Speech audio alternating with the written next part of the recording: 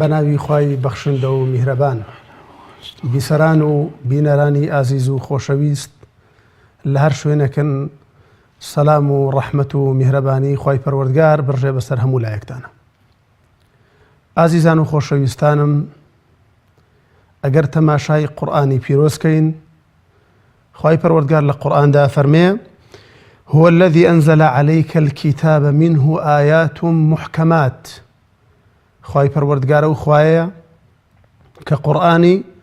بۆ سەر تۆ ناردووە ئەی محەممەد صلی الله عليه وآله وسلم، و چەندین ئاەت و بابەتی تێدایە زۆر ڕوون و ئاشکرایە. بابەتەکانی میرات و ئاەتەکانی میرات بەشێکن لەو ئاەتە ڕوونانەی کە حکمەکانیان زۆر دیارە. تەنانەت ئەگەر ئاەتی میرات و سێ ڕوکنی ئیسلام کە نوێژ و حەج و زەکاتە لێکی بینەوە، ئەبینین خوای پەروەردگار جەلە جەلالوه و بابەتی نوێژ و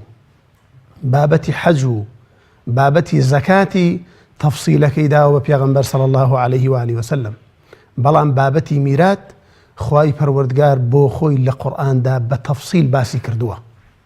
ئاەتەکانی زۆر ڕوونن و ئەم بابەتی میراتە هەتا لێی بکۆڵیتەوە ئەوە بۆ دەرەکەوێت کە ئەم شەریعەتی پاکی ئیسلامە چەندە عەدالەتی بەرپا کردووە. ئەگەر تەماشاکەیت، منداڵێک کاتێک دێتە دنیاوە، ڕوو لە دنیا ئەکات لەگەڵ باپیرێکدا کە پشت لە دنیا ئەکا خەریکە، ئەم منداڵە کە ڕوو لە دنیاکە بەشەکەی زیاترە لە باپیرێکە وردە وردە پشت لە دنیاکە، کە ئەمەش بەڕاستی حکمەتی میرات و تەوزیعی میراتی تایە کە خوای پەروەردگار جەلە جەلالوه لە قورئاندا ئاماژەی پێ کردووە. ئێمە لەم بەرنامەیەدا کە ڕاستە و خۆ لە خزمەتتانین، بەرنامەی زانستی میرات، هەموو شەوێک هەموو هەفتەیەک لەم شەوەدا لەم کاتەدا ئەبینە میوانی ماڵەکانتان بۆ باسکردنی ئەو ئاەتانەی کە خوای پەروەردگار جەلە جەلالوه لە قورئاندا هێنا ناردوێتی بۆ سەر ڕوحی مبارەکی پێغەمبەر صلی الله عليه وآله وسلم کە بابەتی میرات و دابشکردنی میراتە. ئەم جارەش لەم ئەڵقە ڕاستە و خۆی مەڵقە نوێژدا بەناوی خۆم و بەناوی ئێوەی بەڕێز و خۆشەویستەوە زۆر بە خێراتنی بەڕێز مامۆستا دلێر گەرمیانی یەکەم پسپۆڕ لە بابەتگەلێکی زۆردا بە تایبەتی لە بابەتی میراتدا. یاخوا بەخێر بێ مامۆستای بەڕێز و خۆشەویست. خوا لەت ڕازی مامۆستایەکەم. خی گەورە پایەدارت کات ئینشاءڵڵا. خوا عەفوت کە یا ڕەبی. دیارە مامۆستای عەزیز، بەرنامەکانی ئێمە تەبیعەتی وایە زیاتر ڕەبتی بە بەرنامەکانی پێشووە هەیە، یعنی هەر بابەتێک باسەکەین ڕەبتێکی بە بابەتی پێشووە هەیە. ئێمە لە بەرنامەی پێشووتردا چەند بابەتێک مابوو، بە تەحدید دوو بابەت مابوو کە لە خزمەت جەنابتانە عەرزی بکەین و عەرزیشمان کرد، بەڵام کاتەکە نەمانتوانی تەواوی بکەین. بابەتی ئەوەمان باس نەکرد کە مەسئلەی ثلوث ئایا بابەتی ثلوثێن کە لە قورئاندا خوای پەروەردگار چۆن باسی کردووە و بەڵگەمان چییە لەسەر ئەو ئاەتە، و پاشان بابەتی ثلوثی باقی تەواومان نەکرد کە ئەگەر لە خزمەتە ئەم شەو سەرەتای بەرنامەکەمان بێ بۆ دەست پێ بکەین ئینشاءڵڵا. خوا عەفوت کە مامۆستای گیان، خۆی گەورە پاداشتی و باقی برایان داتۆ.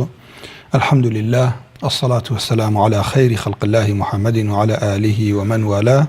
أما بعد. پێشەموو شت داواکارم لە خوای گەورە بۆ خاتری اسمی عەظەمی خۆی، خوای پەروەردگار ئیخلاس و سەواب هەموو لایەکمان ببەخشێت. خوای پەروەردگار یارمەتیدەرمان بێ بۆ ئەوەی کە توانین بەتمان نەختێک ئەم بابەتی فەرائیضە بتوانین برایانمان خوشکانمان بینەری بەڕێز وا لێ بکەین کە بزانن ئەمە فەردێکە خوا داینیاوە و ئینسان ڕۆژانە کە کەسێک ئەمرێت واجبە ئەو تەریکە بە پێوی شەرعی خوای گەورە تەوزیع بکە، نەوەکو کەسێ زوڵم کات ئاگای لە خۆی نەبێت، کەسێ حەقیشی بخورێ ئاگای لە خۆی نەبێت. خوای گەورە پاداشی جەنابی شت داتوە، ئاگام لەسەر قاڵیت هەیە کە ئەو کاتە تەرخان کردو ئینشاءڵڵا لای خوای گەورە مەئجووری. سەبارەت بە الثلثان یان الثلثین مامۆستای بەڕێز، ئەمە وەکو جەنابت ئیشارەتت پێ کرد دەقی قورئانی لەسەرە کە خوای پەروەردگار کاتێ باسی کچ ئەکات کە فەیوصیکم الله فی ئەولادکم للذەکەر مثل حەظ الأنثەیین، کاتی یەکسەر دێتە سەر کچی مردوو فإن كن نساء فوق اثنتين فلهن ثلثا ما ترك، فلهن بجمع ثلثا ما ترك. ئەمە لێرە ئیجماعی عولەمای لەسەرە کە کچی مردوو برایان لەگەڵا نەبێت برایان لەگەڵا هەبێتە بێتە فەلذەکەری مثل حەظ الأنثەین بەڵام ئەگەر کچی مردوو لە یەک زیاتر بوو یا فەوق اثنتین وەکو ئاەتەکە ئەفەرمێت لە سەرووی دووە بوو ئەوە دوو لە سەرسێی ماڵ بۆ ئەو کشەیە ئیتر باقی کە ئەمێنێتەوە بۆ باقی ئەسحابی فروضیان بۆ عەسەبەیە ئەمە فەوق اثنتین چەند ئەگرێتەوە مامۆستای بەڕێز خۆی ئاماژەت پێکرد کە فەوق 5 ئەگرێتەوە 6 ئەگرێتەوە 7 ئەگرێتەوە کەوا بوو ئێمە فەوق اثنتین ئەگەر بڵین لە سێوە تاوەکو ئەگەر 10 کچی هەبوو ئەو مردووە سێ بوو بۆیە من ئێسەڵێن فەوقە لەبەرەوە دواتریش حتمەن ئەمە پرسیارێکی کە هەڵەگرێت ئیتر با بڵێن لە 2 3 4 ئەگەر 10 کچی هەبوو مردووەکە برایان نەبوو یەک برا هەبوو 10 خوشک بوو 2 خوشک بوو 3 خوشک بوو برا و خوشکێک بوون ئەوە کاتە کورد و جاری کچوەرەگرێت برا نەبوو مردوو یەک کچی بوو نیوەی ماڵەبات ئەی 2 زیاتری هەبوو 2 لە سەرسێی ماڵ ئەبات 2 لە سەرسێی تر لە 2 تاوەکو دەیش بێ 15 بێگەر 15 کچێ بێت جەزاکە الله خێر مامۆستای بەڕێزم مامۆستای بەڕێز هەر ئەوایەتی کە جەنابەت ئیشارەتێکت پێدا کە خوای پەروەردگار ئەفەرمێ فەوق اثنتین ئەو فەوقەکە هەر پرسیارێک بوو بۆچی خوای پەروەردگار لێرەدا بەڕوونتر ئاماژەی پێ نەکردووە ئاەتی کاتێک خوای گەورە باسی خوشکی مردووەکە ئەفەرمێ فەئین کانەتە اثنتین فلهن ثلثا ما ترك باسی خوشک دووەکەی هێناوەوە بۆ ئەوەی کە ئەگەر لێرە بە هەردووکیان و وانە فەئین کانەتە اثنتین ئەوان ئەگەر دوو بوو خوشکی مردوو جا لێرە کۆمەڵێک اعتماد دەکەنە سەر لێ کاکە بە هەردوو ئاەتەکەوە ئەڵێن لێرە باسی لە 2 زیاتری کردووە بۆ کچ قیاسن لەسەر ئەوە لەولاشۆچی ئەبێت ئەگەر کچەکان خوشکەکان 2 زیاتر بوون ثلثەین نەبن لەم لاش باسی 2 نەکردووە بۆ بنتین لەوێ باسی 2 کرد ئەگەر خوشکی مردوو شایستە بێ ئەگەر دوان بوون ثلثەین بوون کچ نزیکترە لە مردووە کەوا بوو ئەمان قیاسن بەوە دووەکەش هەر ثلثەین نەبن ئەمە یەک بەڵام بەڵگەل لەمە سەریحتر ڕوونتر کە ئێمە پێویستمان نەبێ بەم تەفسیلۆ ئەوەیە کە إمام الترمذي رواياتي كردوك فرمي فرموديك حسن وصحيح والشيخ الألباني فرمي حسنه والشيخ الألباني لا أرواه فرميت جابري كري عبد الله بما نجرته كخيزاني السعدي كتشي الربيع لقال دو كتشي هات خدمتي بيغمر صلى الله عليه وسلم فرمي أي بيغمبري إخوة أما دو كتشكي سعدي كري الربيع كلقلت ولا أحد شهيد بون مامي مالكي بردون مالي باوكي ميراتك ئێستا کە ماڵیان نەبێ خەڵک نایەتە خواز بێنیان پێغەمبەری خوا صلی الله عليه وسلم فەرمووی چاوەڕێ ئەکەم بزانم چیدا ئەبەزێ سەبارەت بەمە کە ئاەتی مەواری دابەزی پێغەمبەری ئازیز صلی الله عليه وسلم مامی بان کردن فەرمووی ئەعطی ابنتەی سعد الثلثین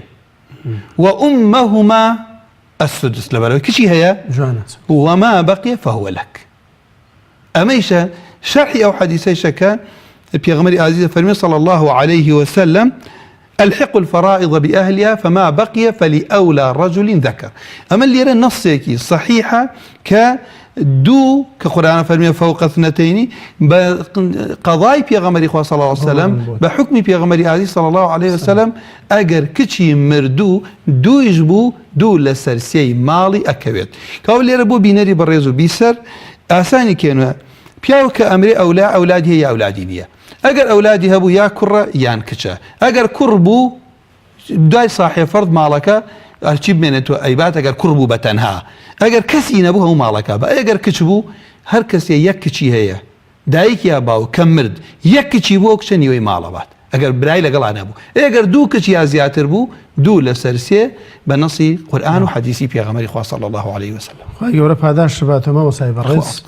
ئەوەی کە مابوو لە خزمەت جەنابتانە فێری بین و بیزانین بابەتی ثلثی باقی بوو و ئایا ثلثی باقی جیاوازی لەگەڵ ثلثا چییە واگەر بکرێک دوو نمونە حەڵکەین بۆی زیاتر لی تێبگەین لەم بابەتی ثلثی باقیە و ناوەکانی ثلثی باقی چونکە لە کتێبە فقهەکانە ناوی تریشن دێجار هاتووە گەر جەنابەت خوا لەت ڕازی بێ مامۆستاگیان خۆی گەورە پادەوەڵام مامۆستا شاخوان هەر بۆ تحدث بنعمة زورم في خوشم برنامج لقال جناب تاوى الحمد لله يعني خوشية كي آسانة كردوها جا لەبەرەوە خۆیشتە الحەمدولله ئەهلی علمی بە بابەتەکەش ئیتر ئینسان من جاری وایە لەفظم لە زۆر محاضرێشە دائما بە برایان بە خوشکان کە دەرزمان هەبوو وتماگاتان لە لەفظم بێشت ئەگۆڕم جاری وایە لە جاوێ بڵێم ثلثان بۆم ڕاستکەنەوە وریابن جا ئینسان جاری وایە بزانێ و برایی کە لەگەڵێتی هەم وەکو ڕەقیبێکیش ئینشەڵا زۆر استیفادەکە خوا لەت ڕازی بێت پرسیارەکانت خۆشە یعنی بەڕاستی و پرسیارەی کە قورئانە فەرمیە فەوق اثنتین ئێستا لێرە باس لە دووش ئەەکەین لەکوێوە هاتووە ئەوە جاری وایە لە ذهنیشمانی هەندێک پرسیارەکەی کەڵێ بۆم دروستە بێت دواتر ئینشاءڵڵا بەرنامەکە دەوڵەمەنەکە خۆ پاداشت داتەوە مامۆستا مەسئەلەی العومەریەتان یا العومەریەتین چەند ناوێکی هەیە ئەم ناوانە پێوتێ الغەراویەتین بۆ ئەڵێ لەبەرەوەکو ئەستێرەی ڕوون ئەم مەسئەلە لە ناو علمی فەرائضە شۆهرەتی هەیە پاشانە فەرموون العومەریەتان لەبەرەوە ئیمامی عومەر یەکەم کەس بووە ئەم مەسئەلەی دواتر ڕوونیەکەین و یعنی چی یەک لە سەرسێی دوای ئەوەی خۆمە دوو نمونەیە بەس ژن و مێرد یەکێکیان کۆ بێتوە لەگەڵ دایک و باوکی مردوو یعنی ئافرەتێک مردووە ئەم ئافرەتە مرد مێردەکەی لە ژیانە لەگەڵ دایک و باوکی ئافرەتەکە پیاوێک مردووە خێزانی لە ژیانە لەگەڵ دایک و باوکی ئەم نمونەیە ئیتر یەک کەسیکەی بۆ زیادکەی لەم مەسئلە دەرەچیە ئەمە تەوقیفیشە یەک کەسمان بۆ زیاد کرد ئەم نمونە نییە ئەم نمونە العومەریەت بۆ پێوتی العومەریە لەبەر یەکەم کەسێک کە فتوای پێداوە ئیمامی عومەر بووە لە پاش ئیمامی عومەر ئیمامی عوسمان ئەم ڕێگەی گرتوتە بەر زەید ئیمامی عەلی اینجا هەموو سەحابە و تابعین لەم مەسئلە بێدەنگ بوون لە حەلکردنی مەسئلە جگە لە ئیبن عەباس نەبێ بۆیە جوان ئەفەرمێت مغنی ئەفەرمێ الحجة معه لولا انعقاد الإجماع من الصحابة على مخالفته بۆ لەبەرەوە ئەو ظاهری قورئانەکەی وەرگرتووە بە ظاهری دواتر نمونەکەی خوێنەوە لە کاتی حەلکردنی بە ظاهرەکەی یەک لە سەرسێ ماڵی ئافرەتەکەی دایکی مردووەکە بەڵام لەبەر ئەوە ئیمامی عومەر ئیستنباتی کرد بۆیش ئەڵێن ئەعلەمی ئەم ئومەتە لە پاش پێغەمبەر صلی الله عليه وسلم ئەبوو بەکر پاشان عومەری کوڕی خەطاب يعني زەیدیش کە ئەوەندە عالم بۆ لە میراثا شوێن ئەو ڕەیە کەوتووە دواتر ناوی ئەگەر پێویستکات ناوی هەموو ئەو سەحابانەی کە بەناو ئیتفاقیان کردە جارەکان لە سێ خەلیفەکە چونکە لە پاش ئیمامی ئەبوبەکر ئیمامی عومەر ئەم بۆ ئەڵێ باشە بۆ لە زەمانی ئیمامی ئەبوبەکر نەبوو نمونەیەک نەبووە وابێت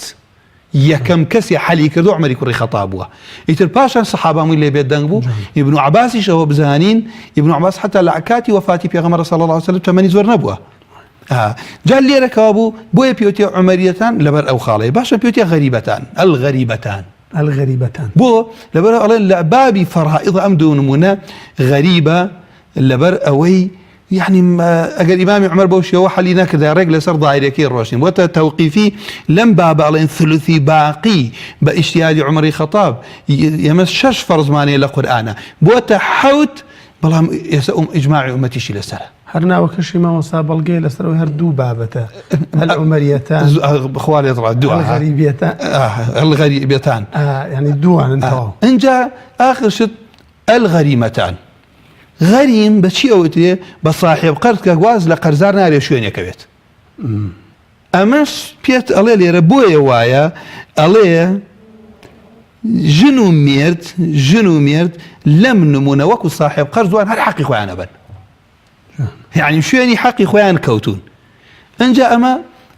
وەکو ناوەکان ئەگەر کەسێ برایە خوشکێ لە شوێنە بەرچاوی کەوت ئەمە عومەریە ئەمە غەراویەتان ئەمە العومەریەتانە ئەمە الغەریبەتان ئەمە الغەریمەتان ئەم ناوانە بۆ ئەم دوو نمونەن کە ئێستا ئەڕۆینە خزمەتی ئەگەرەوە برایانش بۆ مابخەنە سەر شاشەکە بۆ ئاسان کارێکی وەکو جەنابەت ئەگەر حەلیکەین ئێمە خۆی گەورە پاداشیان داتوە ئەگەر تەماشای ئەم نمونە بکەن بینەری بەڕێز کە بۆ بیسەریش کە ئەی خوێنمەوە ئافرەتێک مردووە مێردەکەی لە ژیانە دایک و باوکی ئەو ئافرەتەش ئەمە تەنە ئەم دوو نمونەیە یان مێرد و دایک و باوکی مردووەکە کە ئافرەتەکە مردووە یان زەوجە مێردەکە مردووە ژنەکەی لە ژیانە لەگەڵ دایک و باوکی مردووەکە یان دایک و باوکی مێردەکەی ئێمە میرات دووبارە بوونەوەیە و دەبارە بوونەوەشە ئێستا لێرە کە ئافرەتێک مێردەکەی لە ژیانە ئەولادی هەنیە هەمونجا جەنابەتی دیها مناڵ هەیەیەتی مناڵ کە مناڵ نەبوو پیاو یەک لەسەر دوی ماڵە بات ئەم پیاوە یەک لەسەر دوومان پێدا ئەوەتانێ لەبەر چاوی بینەری بڕ دایک یەک لەسەر سێ لێرە بە ئیجتیهادەکە ئیمامی عومەر حەلی ناکەین با أويك ظاهري قرآن كافرمي أجر منال نبو فلأمه الثلث يقدر سرسيمان بيدا باوك باقي مالبات كقرآن أفرميت فلأمه الثلث أجر باقي كي بوكيه وانيا باقي كي بو باوك ماوتو بس وانيا كوابو باوك يكلس أما سلم لشاش حال كرد نيوي شاش سيه بو مرد أو الروشت خواها في سبيت باوك دايك ما دايك دوي برد باوك يكي برد أما أجر واوري بقرين كاتي أما القرآن بمان باس أكاد ولأبوي لكل واحد منهما السدس إن كان له ولد فإن لم يكن له الولد وورثه أبواه فلأمه الثلث من النبو بيايك مردو جنيك مردو تنها دايكو باوكي لجيانا قرآن شنا داتا دايكي ثلث يقل سرسية أي باقي كي بوكيه بس باسي أدواناك القرآن باقي كي بو باو كابو مالك مسيا بشو يك بشي بو دايكي مردوكا تنها باوكي ماوە دوو بەشەکەی ئەبات کەەوە بوو پیاوەکە دووجاری دایکەکەی برد باوکی مردووەکە ئەمە ظاهری قورئان دووجاری پێداوە ئیمامی عومەر فەرمیێ دوای ئەوەی زەوج و زەوجە ئیجتیهادەکەی وا بووە دەری ئەکەین لە مەسئلەکە غەریبن بۆ ئەم دوانە غەریبەتان چی ڕوئەدا ئەم دایک باوکە ماوە ئەو باقی کە ماوە تۆ دایکەکە ثلثی ئەبات لەو باقی کە ماوە باوکەکە باقیەکەی ئەبات يعني بوي اللي أصحابش ليبت إن جاء دوهم يما لو أساس وما عليك بين سر اجتهادك إمام عمر كأقرب ما بخنا سر شاشة همان نمونة باب الشيوي شيء اللي كان ثلثي باقي يما يجلس سردو من دابة أو النمونة كلا خوار شاشة كويا يجلس سردو من أمجر دابة ميردك لخوار دايك ونسمان يجلس سرسي الباقي باقو بعصبة ما لكم كرد بشش بشو نيوي ششنا سير روش خوا حافيز ميردي ام افرتتو هاتي تم ولاتي مو بريز وحرمت ما نقرتي اسا كجنكات مردو اقريتو بولاتي خوت او خوا حافيز باركه سير لشش روشت شاني باقي بو سي باقي بو يجلس سي ام سي باقي سنه يك اي باقي كي بو باوك دوا كاو ريك وادر كوت بياوك باوكي مردوك دو جاري دايكي مردوك يبرت او مسألة عمري أما يكميان دو هميان أم نمونا بعكسوا بياوة كمردوة زوجة جنكي لجيانة أب دايكي أو بياوة كمردوة نك دايكي أم جنة بياوة كمردوة ميرادقري أم جنكي أتي دايكو باوكي خوي ياما هاتين باجتهاد إمام عمر حل ما نكرت بشي بعام ظاهري آياتك يقل سرچوار من دابم جنا بينري برز براكان بو يقل سرچوار أبات جني مردو أجر بيتو منالي نبو يقل سرچواري مال ديتي أو يقل سرچوار من بيدا داي يقل سرسي أبات أي باشا هر نمونة دواتر إن شاء الله لبرنامجاني كباسي أصلي مسألة أكيد يك برنامج تايبت شون إيما أصلي مسألة دعني بو أو دوانزا مهنا شون كدوانزا چەند چواری تایە سێ چەند سێی تایە چوار باقیەکەی پێنج ماوە کابوو فەرقی بینی دایک و باوک کە قورئانە فەرمێت یەک لەسەر سێی ماڵ بۆ دایکە و باقیەکەی بۆ باوکە بۆ نەتیجە دەرنەچوو زۆر نزیکن لە یەکۆ هاتین ئەوە نمونەی کۆتایی شاشەکە بەو شێوە حەلماکرا کە ئیمامی عومەر حەلیکرا وتمان ئەم ژنە ئافرەتێکی غەریبە ئەڕاتەوە بە ناو کەس و کاری بەشی خۆی یەک لەسەر چوارمان پێدا هێ لە دوانزە سێی لێ دەرکەین نۆی ماوە نۆ چەند سێی تایە سێ باقی ئەوەی کە ژن بەشی خۆی برد باقیەکەی کە سێیە دامانە دایکی مردووەکە شەشی ماوە بۆ باوکی ڕێک ئەوە دەرچوو کە چی بوو باوکەکە دووجاری دایکەکەی برد ئەم نمونەیش ئەگەر وەکو ئەو زانانەی کە فتوای ابن قودامە ئەفەرمێت ئیمامی عومەر فتوای پێداوە ئیمامی عەلی ئیمامی عوثمان ئیبن مەسعود زەیدی کوڕی ثابت ئیمامی حەسەن ثەوری شافعی بۆ تاوەکو ئیجماعی ئومەتی لەسەر دروست بوو مامۆستای بەڕێز ئەوە پێم وابوو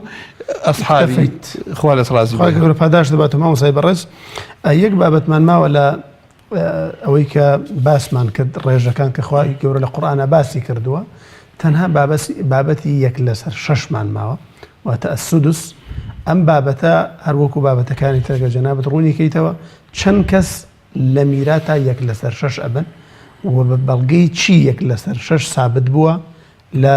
قانونی میراتا لە ئیسلامدا ئەگەر یەک دوو نمونە شەر حەڵکەی بۆمان سوپاس عفوت کەمەوە سەیە خوا بسم الله ئێمە هەموو جار ئەوە ئیشارەتمان بە چەندی ڕێک کردووە لە ڕەحابیەکە أفرمي والسدس فرض 7 من العدد أب وأم ثم بنت ابن وجد والأخت أو كاتهندي العلماء والأخت بنت الأب ثم الجد ثم الجدة وولد الأم تمام العدة كهو أمر حوتكيتي حوت تاقم يك لسر شش أبا إن جا كواوتي فرض 7 من العدد يكم أب دوم أم سهم بنت ابن وجد مشواري باشان والأخت بنت الأب ثم الجدة وولد الأم تمام العدة فالأب يستحقه مع الولد وهكذا الأم بتنزيل الصمد تاوكو أرواد كوابو إيمان ليرا أكربو ما أمخنا سر شاشكا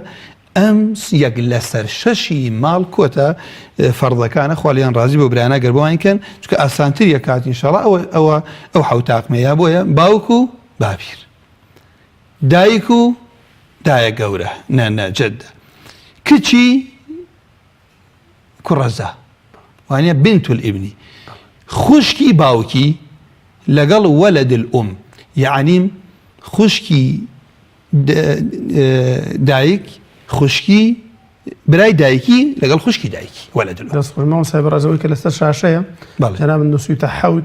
دیارە خاڵی یەکەم و دووەم هەرێکی دوانن خۆ ئەوش باش بوو گەشتێک خوالێت ڕازی بێ کە ئەڵێن دەستەکانت خۆش بێ کەوتمان حەوت کەوا بوو ئێڵەن باوکی یەک جەد ئەوە بوو بە دوو من بۆی وام لەکردوتم بە حساب ئاسانیکەین دوای ئاسانتریش یەکەین باوک و باوە گەورە دایک و دادا ئەوە چواری اینجا کوڕەزایە کە کچ بێت خوشکێکی باوکی مردووەکە لەگەڵ خوشکی دایکی یا برای دایکی یەک دانە نەک دوان ئەمە لێرە مامۆسا با نمونەکان کە جەناب مامۆستا پەیوەندیەکمان لەگەڵ فەرموو مامۆستایە باوکی محەممەد بەڵێ فەرموو هم كاتب باش مامۆستا گیان هەموو کاتت باش کاک باوکی محەممەد وڵی زەحمەت نێ مامۆستا پەیوەندی وە و بەرنامەی ئێوە نییە ینی ئەژین لەسەر میراتی مامۆستا سوێن بەخوا لە گەرمیانە ژیم لە کتێ ژیم سوێن بەخوا مامۆستا سێ کرێخانیم نەدایە سوێن بەخوا بێژە لە ژوورێکە ئەژیم بە حەقی لا إله إلا الله بێژە خەریکە مناڵەکانم لەسەرمان ڕەخەونەوە یعنی خوا ئاگدارە ژیانێک مەیە بێژە ژیان کولە مەرگ خوا ئاگدارە بان سەر بێژە نان ئیوارە لە ماڵمە نییە يعني نظام أنا بقول كم دوم من المش لقب حاملية خوا قدر ما هو سرعة يعني من لقب نشوف يلا بلا كاك باوكي محمد أجر بالسيارة بيك أجر كاك باوكي محمد ده بالتحقيق كردن لإيش أجر جود ليه ما بلا أجر جناب جمارة تلفونك بديت أو برايني كبيوندي كان ورقص باستك باشني إن شاء الله أجر بالسيارة شيء شو ولا حكم خلاوة ما مصاجان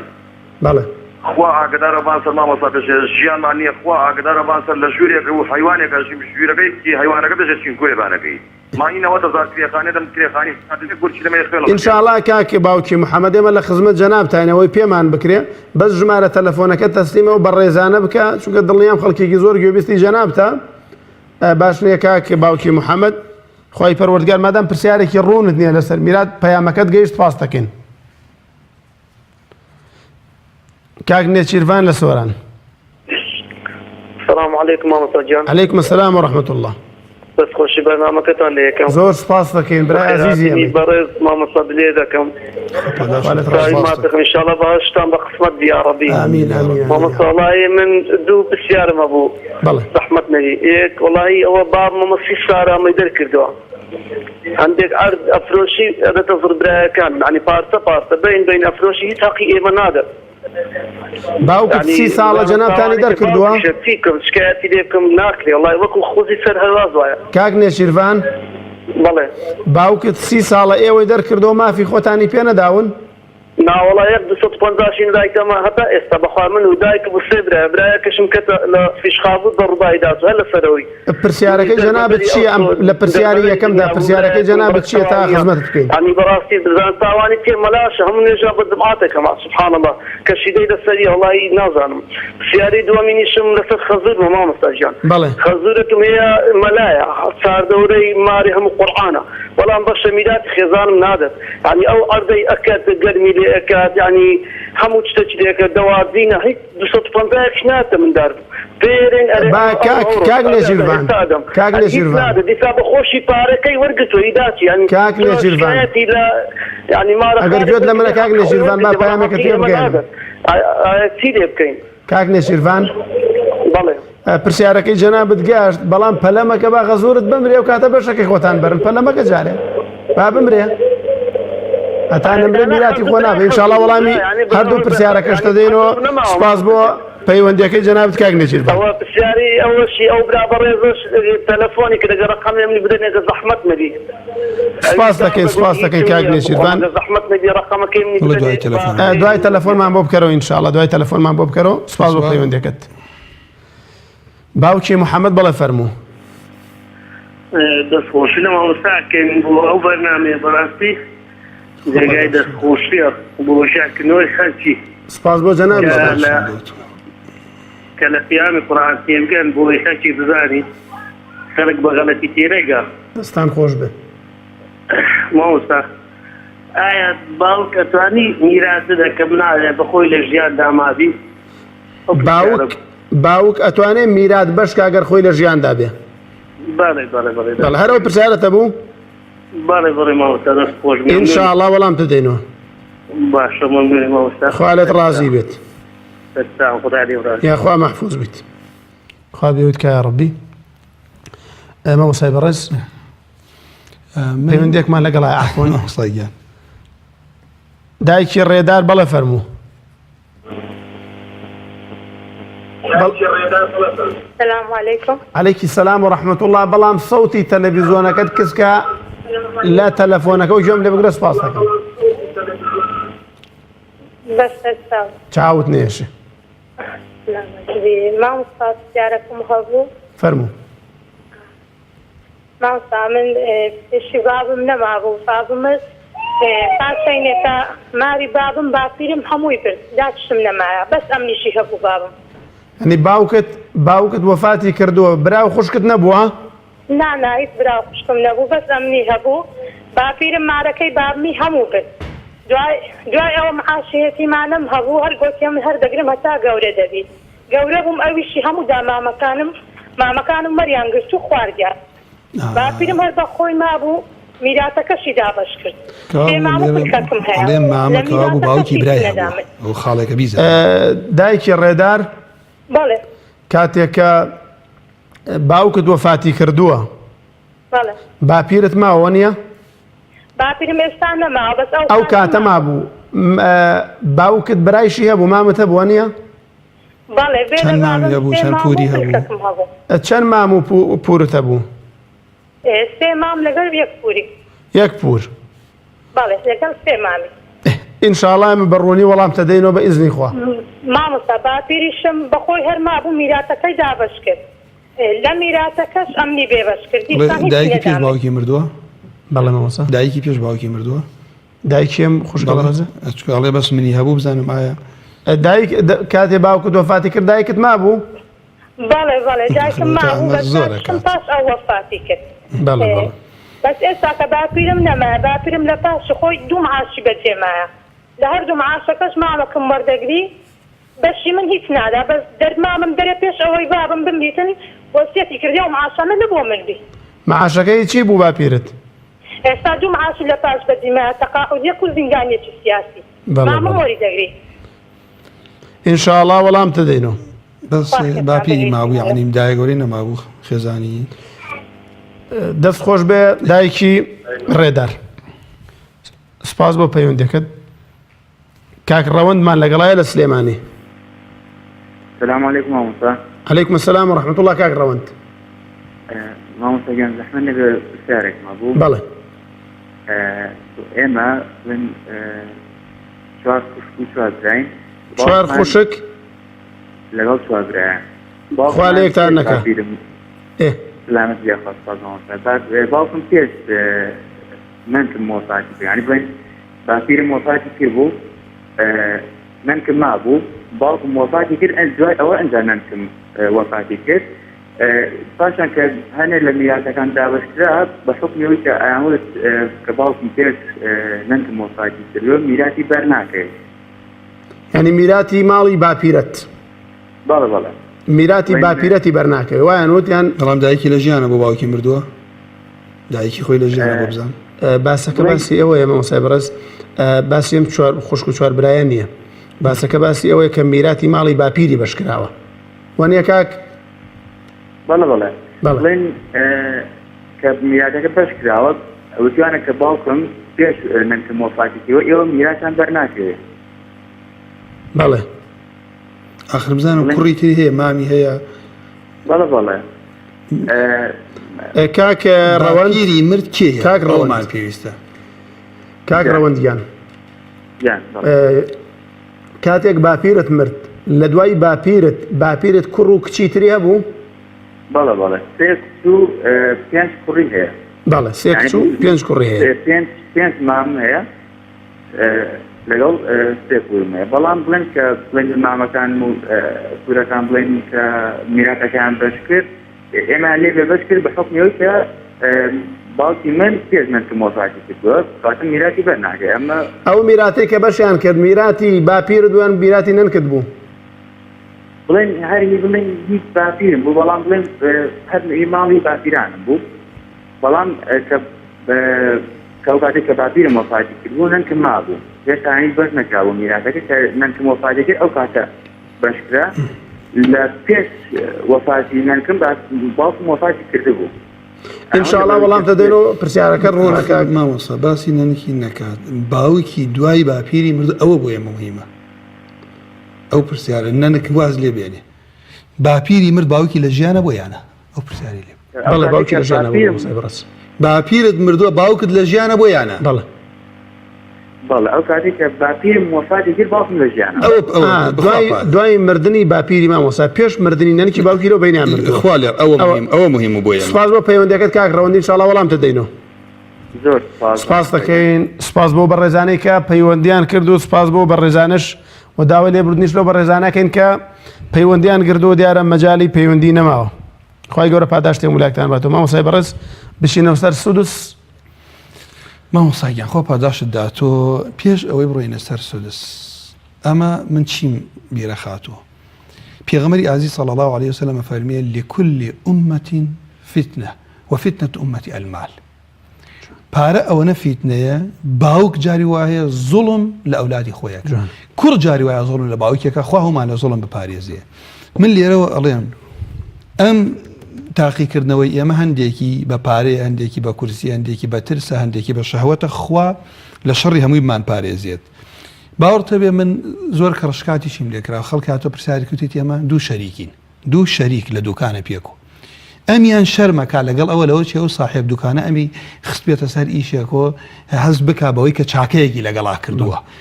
لە دوکانە خستێتە ئیشە دوایی ئیشی جوان بووە پاک بووە کەوتێت کە بۆتە شەریک کەشتوتە کاتی تر ئەم ئیش بکاو لە سەر دوکان بێ ئەو کەسەی کە هاتۆ بەویستی خۆی شتی بردووە لەم دوکانە هێستا شەریکن هیچی نەنووسێتەوە بەویستی خۆی لێ خواردەوە بۆ ماڵە بردوێتی نەیویستوە ئەم پیاوە ڕوویگیرە پێی بڵێ کاکە من و تۆ ئێستا شەریکین ئەم پارە حرامە بیبەی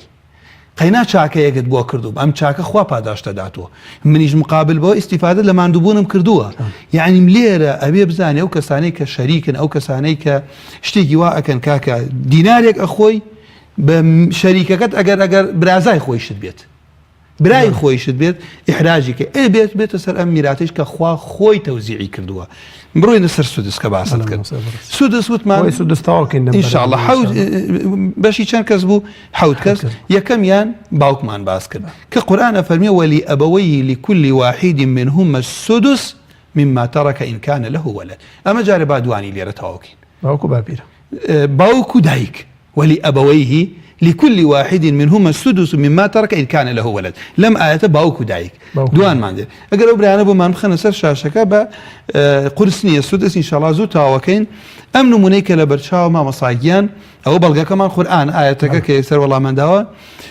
باوكي مردو يا دايكي مردو أولاد هبو كسيك مردوه تماشاكم أقرأ بدواي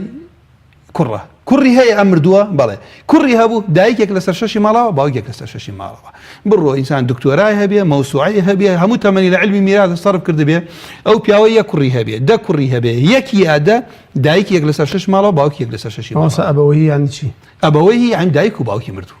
ئەبەوەیهی ولكل واحد ولأبويه لكل واحد منهما السدس بنص قرآن فرمي بياوك مردوه أو إنك شبه الله نسراوه ماتت امرأة أبوها الزوج بها مات رجل عنه كابو بياوك مردوها خيزاني لجيانا باوكي لجيانا دايكي لجيانا أم مردوها كريكي شيء با مراجعي أم علم فيكو بكي آفرت أجر مرد ميردكي منالي بو يقلسر پیاوەکە مردوو ژنەکەی لە ژیان یەک لەسەر هەشت بە نەس باوک ئەوە نەسی قورئان ێستا لەبەر یەک لەسەر شەش دایک یەک لەسەر شەش باقیەکە بۆ کوڕەکەیە ئەم نمونەمان کردە 24 بۆ تاالبی علم ئەڵێم دواتر ئەمە تەفسیلەکەی باس هەر نمونەیەک یەک لەسەر شەشی تیا بوو یعنی کەسێک یەک لەسەر شەشی ماڵ بێ یەکێک لەسەر هەشتیشی تیا بوو ئەو نمونەیەک سەر لە دوورە بڵی 24 باشە 24 مامۆستا چەند هەشتی تایە سێ ئەوە سێ بۆ ژنی مردووەکە ئەی چەند شەشی تایە چوار بۆ باوکی چەند شەشی تایە چوار بۆ دایکی باقیەکەی چەندەکات سێنزەکە بۆ کوڕەکەیەتی ئەمە دوان لەوانەی کە دایک بە دوو مەرج یەک لەسەر مۆزوعمان چەندە شەشی ماڵە بە دوو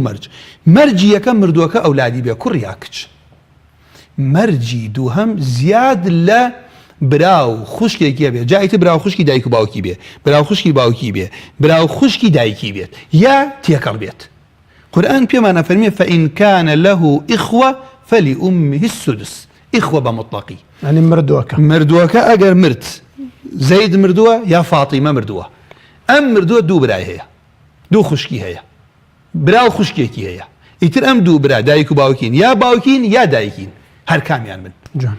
أم كاتا دايكي مردو يجلسر ششي مالبا خوي لأصلا كان با يجلسر سيه ئەمە پێوتێ حەجبی نوقسان ڕێیان گرت لەوەی دایک یەک لەسەر سێی ماڵبەرێ بوو بە یەک لەسەر شەش نمونەکەمان ئافرەتێک مردووە میردەکەی لە ژیانە ئەم نمونە مناڵی مامۆستاگیان مناڵیتیان نییە دایکی مردوو هەیە خوشکێکی باوکی هەیە خوشکێکی دایکی من بە قەسد ئەم نمونانە هەڵەبژێرم هەلە بەرەو خوشکەکان تێکەڵن برایشیتیان هەیە کەوا بوو دوو دانەیە ئەم پیاوە بوو یەک لەسەر دووی ماڵی برد لەبەر ئەوەی ژنەکەی مردووە هیچ مناڵیان نییە نیوەی ماڵی برد ئەی دایک بۆ یەک لەسەر شەشی برد ها نمونەکە وڵات دوو خوشکی تایە خوشکێکی باوکی و خوشکێکی دایک یەک لەسەر شەش خوشکی باوکی نیوەی ماڵەبات فلها النصف ئەی خوشکی دایکی قورئان چەنی بۆ دانیاوە فلكل واحد منهما السدس یەک لەسەر شەشی ماڵ بۆ خوشکی باوکی یان دایکی یان برای دایکی ئەم نمونەم لە شەشە نیوەی شەش ئەیدەم بە مێردی ئافرەتەکە سێیە ئە یەک لەسەر شەشی شەش هەر یەکە کات یەک لەسەر شەشی ئەنجا نیوەی کەی سێ ئەکات ئەوە جارە لێرە بوو بە حەوت ئەی ئەو خوشکە دایکێکەشێکی برد بوو بە هەشت ئەمە لێرە سەر لە نوێ ئەڵێن بینەری بەڕێز بیسەرم برا بەڕێزەکانم کەسێک ئەیسام نمونەی کە لە بەرچاوتانە ئەم پیاوە هات بە توێی وتی کاکە وەڵام من خێزانم مردووە شەرعەن حەقمە نیوەی ماڵەکەم بدەنێ ماڵەکەشی 6 ملیۆنە تۆ نابێت 3 ملیۆنی بدەیتێ ماڵەکەی ئەبێت تەقسیمی هەشت بکەم لە هەشتەکە سێ بەرێت ئەمە چی بوو مامۆستاگیان ئەمە نمونەی دووەمان یەکێ یەک لەسەر شەش دایک ئەڵێن بۆ دایک یەک لەسەر شەشەبات ئەڵێ هەر مردوو یەک مرد خوشکی نا دوو خوشک یا دوو برا یان زیاتری هەبوو دایکیان یەک لەسەر شەشی ماڵە با پیر جەت بە دوو مەرج یەکەم هەبێ باوک لە نمونەیە نەبێ باوک لە هەر نمونەیەکە بوو جەت باپیر میراثگر نییە حەج بەبێت هیچ نابات دوو ئەبێ کوڕ و کچ لەو نمونە نەبن ئەمە لێرە قەزەیەکی زۆر مهمە مامۆستا لێرە بینەری بەڕێز بزانێ جەت لە قورئانە بەشی دیاری نەکراوە هەموو ئیجتیهاداتە بۆ هەو عولەمانەی کاڵێن جەد وەکو باوکەڵێن بۆ لەبەرەوەی قورئان حسابی جەدی وەکو باو کردووە وەکو ناو بەڵام ئەم فرمودەیەکی صحیحە معقیل کوڕ یەسارە فەرمی قضى رسول الله صلى الله عليه وسلم في جد كان فينا بالسدس کەوا بوو ئەوەی کە لە میراث ئەڵێن زۆر بە احتیمالی کە تەسەر نەس جد و جدەیەکە حتى لە نەسی قورئان ئەڵێم باقیەکە هەمووی نەسی قورئان بخوێنمان کەوابوو باپیری مرد و کەسێ مرد باوکی لە ژیانە نەبوو باوکی لە ژیانە بوو ئەم باوکی باوکە گەر باوکە بوو هیچ نابات بە مەرجێ ئەم مردووە کوڕ و کچی نەبێت ئەم باپیرە یەک لەسەر شەشی ماڵ ئەبات هێمە سەر بنت الئبن کاتەکەمان ئەگەر هینە با پەلەنەکەم حەزەکەم ئەزانی تاو نابێ خوالت رازی بە خوا فەرموو بە بنت الئبنیش تاوا کرد. بنت الئبن مانای چییە؟ کەسێک مردووە کەسێک لە ژیانە کوڕەکەی وەفاتی کرد ئەم کوڕە ژنی هێناوە کوڕە زاکانی کچن یەک دانە بن یان دە دانە بن لەگەڵ یەک کچی مردووە کۆ بێت ڕوونە مامۆستایان قسەکەم ئەو کچە مردووە بە مەرجێ کوبرای لەگەڵا نەبێت خوشکیشی لەگەڵا نەبێت یەک کچ بۆ ئەگەر دوو کچ بن دوو لەسەر سێ بن دوو لەسەر سێ بەرێت تەکمیلەی سودوسەی نامێنێتەوە کوڕەزا کە کچە کوڕەزا کە کچە بۆی نەماوە ئەگەر دوو کچی هەبوو مردووەکە سێی هەبوو چواری هەبوو بە مەرجێ یەک کچی هەبێ ئەو کچەش برای نەبێ ئینجا یەک لەسەر دووی ئەم ماڵا دێنە ئەم کچە خۆی حەقی دوو کچ دوو لەسەر سێیە ئەی باقی یەکجا یەک لەسەر دوو کۆی یەک لەسەر شەشەکە دە دوو لەسەر سێ ئەڵێ تەکمیلەی ئەو دوو لەسەر سێ کە یەک لەسەر شەشەکە بۆ کوڕەزاکەیە کە کچە ڕوونە و قسەم ڕوونە کەوا بووی لێرە ئەم نمونەکە بخەنە سەر شاشەم برا بەڕێزانە خوالیان ڕازی بێت کە ئافرەتێک مردو مردەکەی لە ژیانە مناڵی هەیە کچە کەوا بوو یەکسەر ئەم پیاوە لە نصفی ماڵە بوو یەک لەسەر چوار کچەکەی یەک لەسەر دووە بات دوو مەرجە ئەمە کەوا بوو مەرجی یەکەم یەک کچە دووهەم کوڕەزاکەی کچێکە ئەو ئەگەر لە جای دانەیەکیش مامۆستا دوو بێ سێ بێ بە هەموویان و ئەو یەک لەسەر شەشە تەوزیعەکە بە هەموویان و تەکمیلەکە ئەبن کەوا بوو بینەری بەڕێز بیسەری بەڕێز ئەوەی کە گوێی لە دەنگما هەر کەی کوڕەزا ئەگەر کچ بوو یەک لەسەر شەشی ماڵە با کاتێک ئەو مردووەی کە مردووە کچەکەی خۆی لە ژیانە یەک دانەیە خوشکی نییە و برایشی نییە یەک کچ بەتەنها کوڕەزاکانی کە کچن کوڕەزایە کە کچ بێت یەک بن یا دەبن یەک لەسەر شەشی ماڵە بن بە یەکسانی تەوزیعیەکەن ئەوەش طبعا نمونەی ئەوە بوو ئێمە کەسێ پرسیار بکە باشە ئەم بنت الئبنە لەکوێ وەرتان گرتووە ئەم بنت الئبنە ئەوە بوو کە پرسیار کرا لە ئەبوو موسای ئەشعەری کەسێک مردووە کچێکی هەیە کوڕەزایەکیشی هەیە کچە خوشکێکیشی هەیە ئەوتی کچەکەی نیوەی ماڵ بەرێت خوشکەکەیشی نیوەی بەرێ کوڕەزاکەی هیچ نەبات بەس وەڵا لەخوا ترسا ئەو عالمانە بوا بوون ئەترسا نەیانێ قسە بڕۆ بۆ لای عەبدوڵای کوڕی مەسعود پرسیاریش بکە ڕۆژتە لای عەبدوڵای کوڕی مەسعود فەرمی وەڵاهی من وا حەلی ئەەکەم کە پێغەمبەری خوا حەلی کردووە من بە قەضای ڕەسوڵە کی پێغەمبەری خوا صلی الله علیه وسلم یەک لەسەر دووی داوەتە کێ کچەکە یەک لەسەر شەشیشی داوەتە کێ کچی کوڕەزاکە بەڵێ فەرمی من بە ئەوەی ڕەسوڵ الله صلی الله عليه وسلم حالەکەم للابنة النصف ولابنة الابن السدس ئەوە تەکمیلەی ثلثەینی پێوەکتێ باقیەکە بۆ خوشکەکەیە ئەمە لێرە یاسایەکی گەورەی میراثە دوایی باسیەکەین خوشکی مردوو لەگەڵ کچی مردووە کۆبێتۆ نابێتە صاحب فەرض بە عەسەبە مع الغەیر باقی ئەبات ئەمە دواتریش دوارەیەکەین لەبەر گرنگی بابەتەکە مامۆستای گیان دەست خۆش مامۆستای بەڕێز ئەگەر بچینە لای پرسیاری بەڕێزانی پەیوەندیان کرد دوای ئەگەر کاتمان بوو لە خزمەتە بابەتەکە تەواوکەین ئینشاءڵڵا دیارە پەیوەندیەکەمان باوکی محەممەد بوو ئەوە داوایەکی کرد و خۆی پەروەردگار ڕەحمی لێ بکە و دڵی خەڵکانێکی بۆ نەرم کات ئینشاءڵڵا ئەم وڵاتە دیارە مامۆستای بەڕێز بە قەیرانێکی زۆر ناڕەحەتە تێپەڕی خەڵکێکی زۆر حاڵی وایە هەر دوعای خێرمان لەسەرەوە ئینشاءڵڵا خوای تەعالی کاری بۆ ئاسانەکە کاک نێچیروان دیارە دوو پرسیاری هەبوو مامۆستای بەڕێز پرسیاری یەکەمی باسی ئەوەی کرد کە باوکی 30 ساڵە بێ ئەرز و زەوی ئەفرۆشێ بەشی ئەم نادات و غەزوریشی ئەنی کێشەی لەگەڵ ماڵی غەزوریە هەیە چونکە بەشی خێزانی نادەن و کێشەی لەگەڵ باوکیا هەیە کە بەشی میرات نادە ئامۆژگاری جەنابەت وەڵاهی مامۆستا گیان من دیێڕێ بۆی باوکی محەممەد بڵێم ئێمە ئەم ملەتە ئەم وڵاتە ئێمە خوای گەورە بەرەکەتی زۆر باوەڕتانمە صاحێبی غازین صاحێبی نەوتین صاحێبی زیراعین ئێمە هەموو خێرەکمان تی ئەم وڵاتە ئێمە بەڵام هۆی سەرەکی ئێمە ئیتر دواتر باس لە هەر قەیرانێکە کرێ و سیاست ئەکرێ و چی هەر بابەتێک باز ئەکرێ هۆی سەرەکی دووریە لە خواوە هۆی سەرەکی ئەوە تانێ گەورەکانی ئەمە کە هیچ بە قورئان ناکەن خێراتمان دوژمن ئەیخوا خۆشمان ناکۆکی کەوتۆتە بینمانەوە ئەوە نەفسی فەرمودەی پێغەمبەر صلی الله علیه وسلم ئەگینا حتا ئەو خەڵکانە کەسم نەبینێ وەک ملەتی ئێمە خەڵکی هەبووە لە هەندێک وڵات کابرا خۆی ڕۆشتووە عەسابە بووە بەڵام نەهێشتووە خەڵکەکەی خۆی برسی بێت دوایی کە مردووە خەڵکەکە خۆی احتفالی پێوە کردووە ئەمە ئەسەفە ئێمە ملەتی ئەمە ئێستا ماڵ و مناڵی ئێمە لەسەر خاکێکە ژین نەوتە ئێستا خەڵکمان نەوتمان نەبێ مناڵی بەم سەرماشەوە بنێت و بەڵامی تر مامۆستا هەر کاتێک خاوەن مەڕ گورگی کرد بە شوانی مەڕ ئەبێ چاوەڕێوەشکە کە مەڕەکانی شێخوات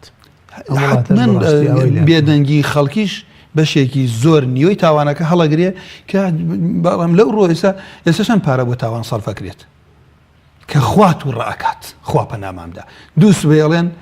سەری ساڵە و چی تاوانێک ئەکرێ و چی پارەی تیا سەرفەکرێ کە ئەگەر بڕۆیتەوە بە ئەسڵەکەی یادێکی شرکی ئەڵێ ئەگەر پرسیار لە خۆیان کەڵێ عیسا لەدایک بۆ عیسا چێڵە کوڕی خوایە کە عولەما ئەفەرمون وەڵڵاهی پیرۆزباییکردن لەو وەکوایە پیرۆزبایی لە سوژدەبردن بۆ سەلیبەکەیە و ئەگەر بێت و مشارەکەکردن تایە لە عارە خواردن و قەتڵ و زینە ئەوەنێەوە خەتەر نییە ئینسان پیرۆزبایی لەو تاوانە مامۆسای بەڕێسەر لەسەروی باوکی محەممەد بووین پێت وانە بەشێک لەوەی خەڵکێک تووشی ئەم دەردەبەوە کەسێک تەلەفۆنەکات هانا بۆ کەناڵێکی ئیسلامیەنێ کە قەناعەتی بە کەناڵێکی ئیسلامیە قەناعەتی بە کەناڵێکە کە لەسەر قورئان دامەزراوە پێت وانە کە ئەو حاڵی کە باوکی محەممەد و چەندین خەڵکی گیانوتە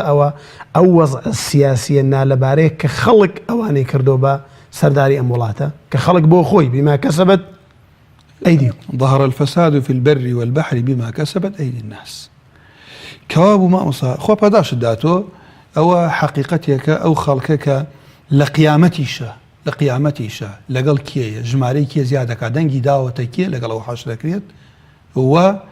بجداريشا لهر تاواني بيكن جزاك الله خير كان بريني چندين خلقي كاكني شيرفان ديار بو كاكني شيرفان من بيش هموشت أليم حتى أتواني لقل باوكي خويا بابير بجوليتو نصيحتيشي بو باوكيشي من بيشن باش بول ريغاي تريشي بقرتها تبر ناوي خوشي نهي نايا لبروي خلقي باوكي نناسن خو پاداشي داتو فرضا اگر وابيك باسي كرت او باسي كردو همو او كساني هاويني اون ك لجيانا ظلم اكن لاولادي خويان والله ظلم كردن لاولاد لدنيا بيش آخر لدنيا دلطنجيتي آية لدنيا نارحتيتي آية خواهي قرأ فرمي ومن أعرض عن ذكري فإن له معيشة ضنكا لا آخرتش لا قبل تاريكية جاء إنسان بيش أوي بمرية توبة بكان هركس يوايا أوي أو شنك من ليك طرف قسم بيستوى نعلم وايا فرضا أجر هركس يوايا فرضا هركس يوايا بيشنك لبرو نعلم أو فرضا أجر هركس وايا بهو يجنو تفرقنا خاتبين أولادي وهيج آفرتي وعلى ميردي نكا ظلمك چونك ام بابته خواي پروردگار خوي وصيتي كرا خوي امري كردوا هر كسي بيشيلك خوي رب العالمين بيك لو شانيه فرمير كسي ميراث بيشيلك بيك لو شانيه كبوتيتي خالدا فيها ميراث لا اجري جهنم جزاك الله خير ما باوكي محمد نا بيوندي سي مباسيوي كركا اي باوك اتوانيت ميراث دابش كات خوي لجيان داما بيت بيش مردني ميراثي خوي طبعا خو پاداش داتو طبعا بجاري بينا اوتي ميراث چونك شرطي ميراث وركني ميراث او تاني التحقيق بلا مردو جاري وايا او بياوه كتوزيعي كردوها كراكي دواي بيش خوي مردوها ككراكي بيش خوي مردوها انجا ام ابيت ميراث قري كراكي كابو او بينا اوتي ميراث فرضا اگر باوكي حزي كرد لجيانا مالكي توزيع كات سر اولاديا او كات ميراثني ابي بعدل لبيني كرك شكانيش بعدل توزيع جزاك الله خير موسى دايكي الريدار برسياري وكركا باوكي مردووە هیچ براو خوشکێکی نییە ینی ئەم خوشکە بەڕێزەمان هیچ براو خوشکێکی نییە لە دوای باوکی باپیری هەموو ماڵەکەی بردووە دیارە 3 مامی هەیە لەگەڵ 1 پورە باسێەوەی کرد کە مەعاشەکەشی بۆ خۆی هەڵگردووە و زەوتی کردووە ئەگەر تێبێ باوکی مردووە باپیری لە ژیانە وتی دایکم لە ژیانە بەڵە دایکی خۆی کچێکە باپیریشی لە ژیانە وایە ئەم خوشکە ئەگەر ئەوە بێ کە گەیاندوێتی ئێمە چونکە من دایمەن ئەڵێم ئەمەی کە باسیەکەی شتێکی لەبیر چی بێتەوە من مەسئول نیم لێی ئەوەی ئەگاتە من ئێمە وەڵامی ئەوە ئەدەینەوە دایکی لە ماڵی باوکی یەک لەسەرشتە بات ئەم کچە یەک لەسەر دوی مڵکی باوکی بەرەکەوێت دوای ئەوەی وەسیەتی جێبەجێ ئەکرێت دوای ئەوەی قەرزی ئەدرێتەوە لەناو قەرزەکان مارەی ئافرەتەکەشە دەرەکرێت مارەی دایکی کە لە ژیانە ئەنجا ئەم کچە یەک لەسەر دوی ئەو ماڵەیەکەوێت دایکیش یەک لەسەر هەشت جا ئەگەر نەیدەنێ ئینسان بترسێ و کەسانە لەخوا بترسن چونکە خوای گەورە فەرمێت تیلکە حدود الله لە کۆتایەتەکە فەرمێ ومن يعص الله ورسوله ويتعدى حدوده